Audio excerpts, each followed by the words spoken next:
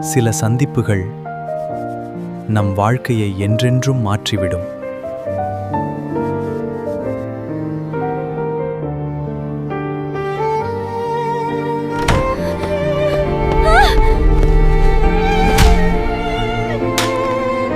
என்ன செஞ்சிருக்க பாரு, உனக்கு கண்ணு இல்லையா? நிஜமாவே ரொம்ப சாரி. நான் வேணும்னே பண்ணல. ப்ளீஸ்.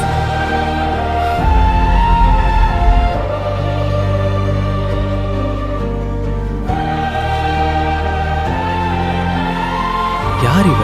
என் கோபத்தை கூட ஒரு நொடியில மறக்க வச்சிட்டா. அந்த கண்கள்.